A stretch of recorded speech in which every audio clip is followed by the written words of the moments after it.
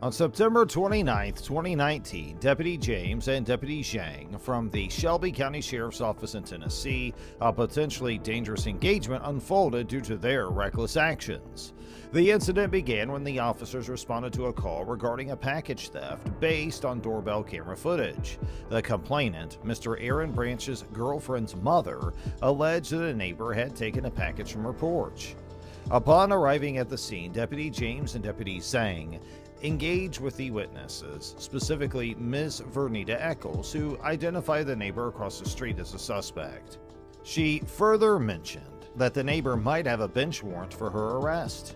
Within minutes, the officers made their way across the street to confront the neighbor, seemingly without validating the claims made by the callers. Surprisingly, Deputy James immediately announced his intention to arrest the neighbor without properly investigating the situation.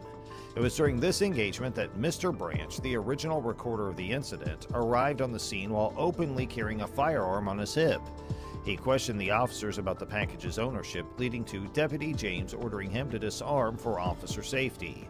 However, Tennessee law permits citizens to bear arms for self-defense, and there's no requirement to disarm themselves around officers unless there's a legitimate safety concern. Okay, now that box that came off the front porch, did y'all see a name on that box by any chance? We didn't get a chance to look at it because it was stolen before we got a chance. Now, if we show you guys what the box looked like, how you doing, sir? Are you an officer, sir? Put your hands up, man. I don't need to put my hands up. This is for officer safety. I don't need to put my This is for hands officer up. safety. Don't do that, sir. The situation escalated as Deputy James unholstered his firearm, which Mr. Branch rightly challenged. This action was unnecessary and potentially dangerous escalation, as Mr. Branch was not displaying any behavior that indicated he posed a threat to the officers. Deputy James cited a state statute to justify his actions, but his interpretation was flawed considering the circumstances. Furthermore, the officers threatened to arrest Mr. Branch and his girlfriend for disorderly conduct, despite being on private property. The proper procedures, you're supposed to ask if he has his handgun permit. You don't know. Okay. Yes, I do. Hey, Yes, I do. We went to the class. Yes, I do. I don't need to keep my Put your hands gun up. away. I haven't committed a Yes, crime. put your gun away. I have You not asked committed to a see Officer his- safety. You asked to see his permit. Ma'am. Okay. Can he just step in the house then? No, I need I'm that asking. car. No. We're not talking to you, I'm man. in No, my car right sir. now. You We're not asked to see talking his to you right permit. now. You asked to see. We're not talking to you Okay, right we'll go in the now. house then. I don't need to go in there. I haven't committed a crime. You have a I haven't permit. committed. I do have a We're crime. not saying. Where's your permit? Amber, record Officer James. We're gonna make a start today. I'm gonna make a start at Come James on. today. There's I'm gonna make no you a threat. start, James. I'm gonna make Let me you see a your start permit. today. Step Okay, away, man. We're you're not right. talking to you. Okay. Let me see Okay. your permit. Okay. Keep this arm up. Let's see your permit. I don't need to keep anything. I can do whatever the Police officer, no sir. Do whatever Stop. do what you do. Do your Police job. officers Do your are- job. He got the permit. Police officers are in your presence. The First Amendment protects speech on private property, and the officer's threats infringed upon this right. Legal precedents underline the special protection for personal liberties within one's home. The officer's subsequent behavior with an unidentified woman, initially detained due to the reported theft, raises Fourth Amendment concerns. While reasonable suspicion justified her initial detention, the officers extended her handcuffed detention in a police cruiser even after she provided evidence that could have dispelled their suspicions. Courts have ruled that such extended detentions could transform investigative stops into arrest, violating the Fourth Amendment. There it is. That's not You go to law school? I did go to law school. Okay, you passed the bar? I did So pass you're the a bar. lawyer? I am a lawyer. Okay. I don't have to disarm myself. That's not how the law works. Come here. I'm not Come here. going anywhere with Come you. here. Just go I in have the not house. committed a crime. They know I haven't committed a crime. Okay, They know I have not Amber. committed a crime. Amber, I want you to record them. I'm gonna make stars out of both of them. James ahead. and Zing. I'm gonna make big stars out of them.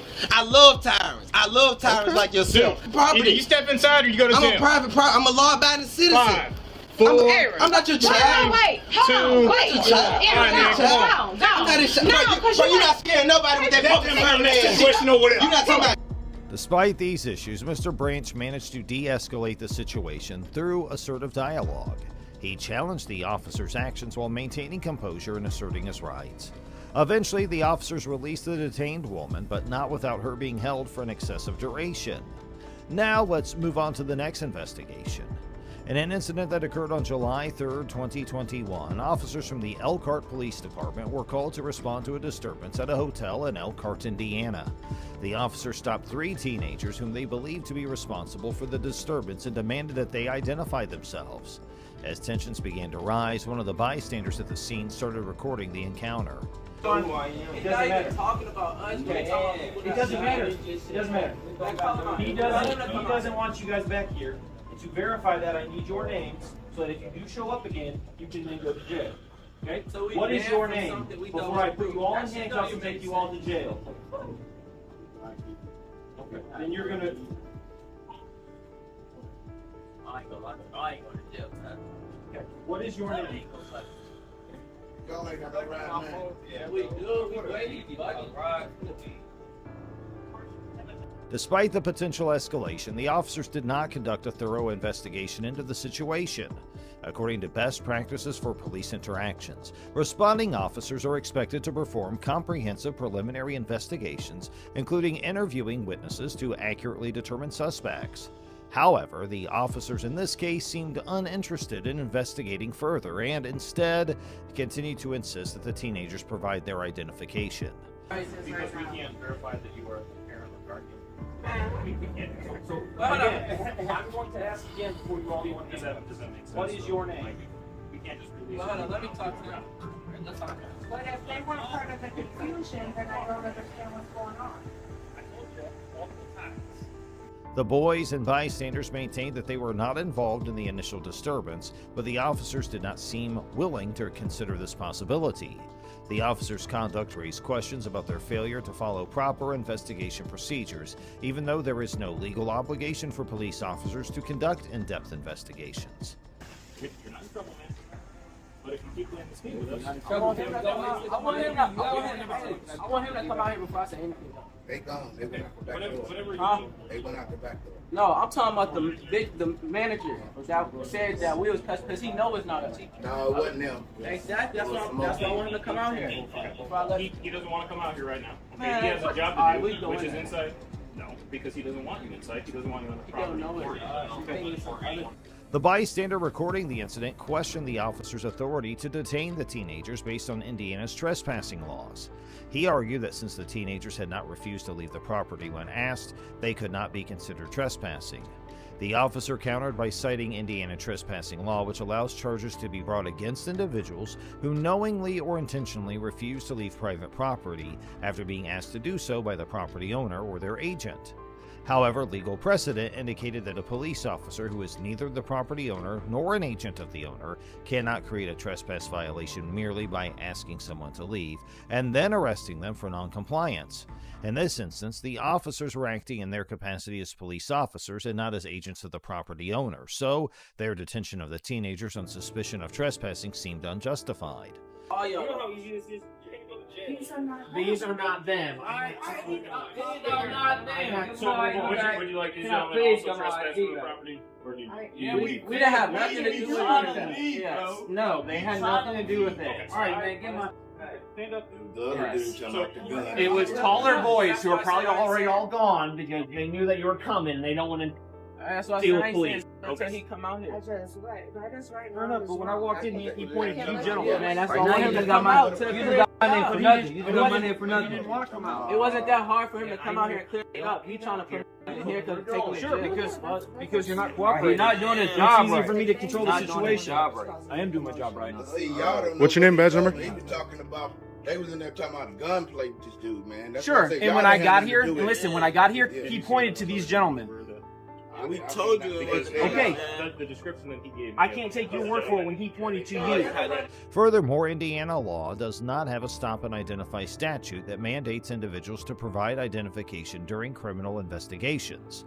The statute requires individuals to provide identification to law enforcement officers, and that only applies when someone is stopped for an infraction or ordinance violation. This means that the officer's demand for identification lacked a legal basis. He did. He pointed to you. already in there, He bro. pointed to I you. don't want to hear Okay. your conversation. That's You why already in Name the and badge hole, number, bro. please. You trying to dig yourself out of the hole. Isn't Elkhart policy for you to identify yourself to the My public? guess is they probably already left Okay. because they all probably have their licenses That's fine. and they drove off because they didn't want to deal with you guys. The situation escalated further when one officer claimed that the hotel manager had misidentified the teenagers as the perpetrators of the disturbance. Despite the assertion from the bystanders that the detained teenagers were not involved, the officers seemed unwilling to reconsider their actions. The bystanders and teens remained composed, and with the intervention of the bystanders, the officers were eventually compelled to release the teenagers. Now let's take a look at another investigation. In a notable incident on June 12, 2020, a confrontation between an Amazon delivery driver named Deja Murphy and property owner Keith Miller in Lowell, Indiana, has brought to light the complexities of enforcing laws on private property. The incident, originally reported by the Times of Northwest Indiana and discussed on Lackluster's channel, involves issues related to traffic laws, private property rights, criminal confinement, and police authority. The situation unfolded when Miller, convinced that Murphy was speeding on his property, employed his truck to block her exit. Good luck, buddy. No. Bottom line is, I need your ID. Sure. You're going to pull your truck in your driveway. Yep. I'm going to get her information. I'm going to do a report, and we're going to go about our day. I'm going to get my wallet from my office. Huh? No, you're not. You're going to just give me your name and information. Oh, sure. I'm going to... You want me to write it down for you? Yeah. I'm not spending all day with this. This is ridiculous. I asked, and we have since put cameras up. I just said, what's your last name? Miller, M-I-L-L-E-R. He proceeded to demand her identification, thereby initiating a tense standoff. Responding to Murphy's call, Officer John from the Lake County Sheriff's Department arrived at the scene.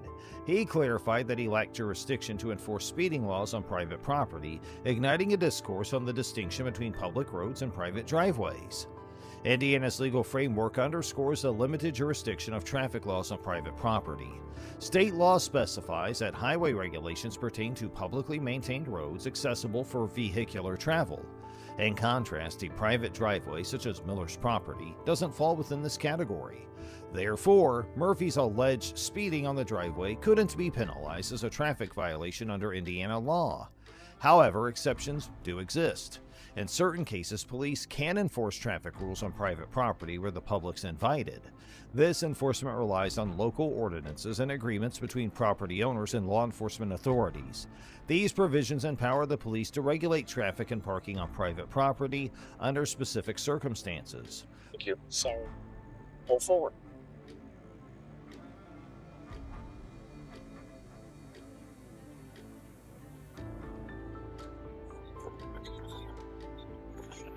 Okay, ma'am. I need your license. Okay. And may I ask my name? Because you called the police, he called the police, and I'm called here. That's why I need your information. That's all the information I need. And he's upset because you were speeding. I told him he couldn't do what he's doing. And you're going to go on your way, and if you have any issues, you and your company can stop delivering here. Okay. How's that? He came to my door. That's what bothered me. He came in my door, opened the door, told me to get the hell out my door.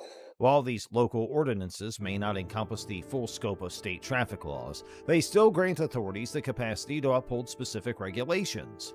Miller's actions also raise questions about potential criminal charges. Officer Marshall suggested that his conduct might align with the crime of criminal confinement, defined as knowingly or intentionally restricting another person's liberty without consent. That's harassment. You know what? Let's stop. Okay. We're going to do a report. We're going to go about our day. It's harassment, though. Everything's everything. You know what? That's harassment. There'll be a report on file. While Murphy's situation didn't precisely match this definition, it highlighted the broader issue of maintaining public safety and individual rights on private property. To the prosecutor's office? This is Lake County? Yes. We'll give you a case number. Yeah, I want the case number, too. It'll be on the report, sir. What's your name? It'll be on the report. It's Marshall. Marshall? Okay. And tell your friend on the phone I'm not upset with you. That's my brother. You know what? You know where everything's going on? That's the only reason why Everyone's fine. We're here. I don't need your brother telling me my job and what we need to do. I think you need to get a hold of your supervisor and tell him no, we already talked. Okay. She was on the phone when all of this get a hold of your supervisor. What's the phone number to reach that? 219-779. The incident also touched on the concept of harassment. However, Indiana law defines harassment as involving communication with an intent to harass, annoy, or alarm another person without legitimate communication. Because this definition doesn't cover in-person interactions, Miller's actions toward Murphy, while unsettling, might not fall within the legal definition of harassment. Fundamentally, the incident underscores the scope of police authority concerning private property and the need to strike a balance between individual rights and public welfare. Indiana's police power enables the state to enact reasonable restrictions on private property to ensure community safety, health, and morality. While the jurisdiction of traffic laws on private driveways remains limited, criminal violations, regardless of the location, can still lead to police intervention. It's quite unsafe for a woman to live in this world. The crimes against them are increasing day by day. They depend on and truly believe the cops to save their lives. But what if the same cops become the predator? Do you think there are perverts in the police department? Are they more dangerous than the criminals? On number 3, we have Braulio Gonzalez. On the wrong side of the law, accused of a despicable crime. This veteran officer allegedly fondled a little girl, and that child is no stranger to him. Braulio was a resident of Miami, Dade, and was a veteran police lieutenant. The heinous act took place in 2018 when he kidnapped and molested a child. The survivor was a child who was related to him. He took advantage of their family relations and molested the girl since she turned 8 years old. He continuously abused her for 2 years. At last, the survivor spoke out, and the real fact of Braulio was revealed. When the survivor was just 8 years old, Gonzalez took his gun and pointed it at her. She was then made to comply with his conditions, and then he kept on molesting her till her parents came back home. He threatened her several times after that to make sure she doesn't utter a word to her parents. The poor child was traumatized and she lived in fear till 2018. When the case was taken to court, it was revealed that Braulio used to take the girl to his home as well and made her strip down all her clothes before him. He then touched her private parts forcefully.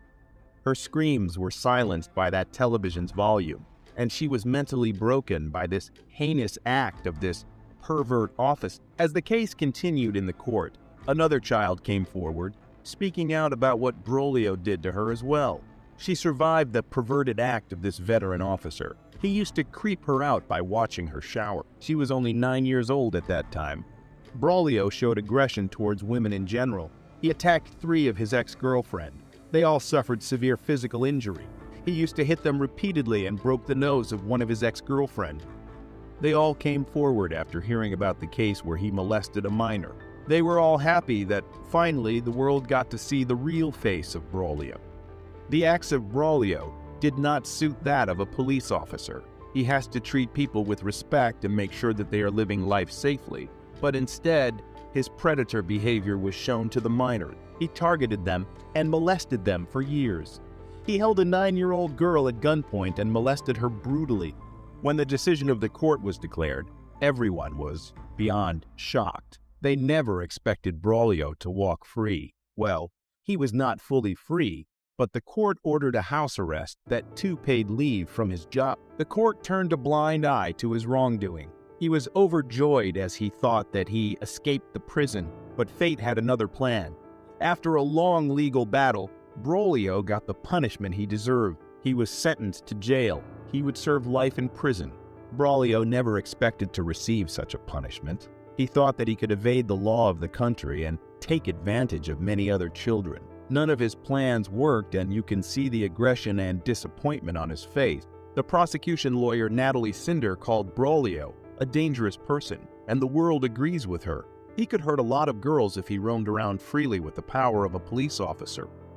Braulio never apologized to the survivors. He had no remorse, and he stood there in court being proud of his deeds. He was given several opportunities to apologize, but he refused every single one of them. He didn't want to show that he regrets it. On number 2, we have the Timothy Sadler Jr. Polk County Police Department received a call from a mother of a 9-year-old to file a complaint regarding the inappropriate photos she found in her daughter's phone. The mother was beyond shocked when she found nude photos of a man in her 9-year-old child's phone. She wanted to file a complaint as soon as possible and find out the sender. The Polk County Department didn't have to spend time investigating, as they soon realized that the criminal they were looking for was one of them, but an officer of another department. They couldn't believe that such a person was working for the state to ensure safety. Well, he was not in his right mind and forced a 9-year-old to send her nude photos. What kind of police officer would say such a thing? Sadler met the child on an interactive online game platform. The Wolf was the game they played, and Sankey talked to her in the name of Jade, an 11-year-old kid. The poor child didn't realize the trap she was setting foot on. Sadler planned to get nude photos from her and threaten her to meet with him for a sexual encounter. He made a detailed plan step by step, and he just needed to work it out. He created multiple accounts and names to talk with the child and earn her trust. Apart from Jade, Sadler created a profile pretending to be a 31-year-old Jason. He talked to the child, introducing him as a close friend of Jade's father. The child believed him, as Jay confirmed that it was her dad's close friend. The child didn't know that behind the screen, it was Sadler who talked to her and not Jade or Jason. Both these people were creations of Sadler, and they didn't exist in real life. Sadler slowly started grooming the girl. He talked through the account of Jade and told the girl that she has a sexual relationship with Jason and it's fun. The girl was uncomfortable at first, but believed the 11-year-old Jade. He started sending pornographic images to the girl from the account of Jason and started talking to get in a sexually explicit way. He thought that she would soon fall into the trap and meet up with him. The 9-year-old survivor started sending her nude photos, and Sadler was happy to see her falling prey to him. He stored all the images to use against her in the future. During this time, he was going to his office and acting as a good police officer. No one suspected him, and everyone believed him to be this ideal man. They were all unaware of what he does behind his bedroom walls. The 9-year-old child's older sister found out about the sexually explicit texts and pornographic images Sadler sent her. She informed her mother. She called the police immediately. Sadler was arrested and fired from his job immediately. On number 1, we have Trevor Smith. Trevor Smith was working in the Washington State Patrol. He fell for the sting operation and was caught red-handed. In 2022, Trevor was looking for new prey. That's when he met a mother of 2 who was ready to go into an agreement with Trevor for him to have sex with her 2 children, who were only 6 and 11 years old. Trevor was so happy, as he thought he would get 2 children to sleep with that too, with their mother's consent. The undercover female officer, who pretended to be the woman selling her kids, realized that Trevor was a pedophile. The Seattle Police Department wanted to catch pedophiles, and they made the undercover police officer place an ad. Trevor was interested in it and contacted the mother without knowing that it was a sting operation. During the conversation, the undercover police officer asked what he would give her in exchange for abusing her 2 children, to which Trevor replied that she could sexually abuse his 9-month-old son. The police department was shocked to read the text, as they can imagine all Trevor would have exchanged for his son. He was unfit to be a father and shows no mercy to his child. Trevor showed up in a hotel room, and the undercover police arranged for him, as he thought he would sexually abuse 2 children. He even came to the room with contraceptives, which shows that he was prepared to sexually attack 6 and 11-year-old children. Trevor was fired from his job and was sentenced to 10 years in prison, after which he would be released, but he will be under the supervision of the police for 15 years. Do you think this kind of police officer should be declared unfit for service? Should they be punished brutally? Let us know in the comments.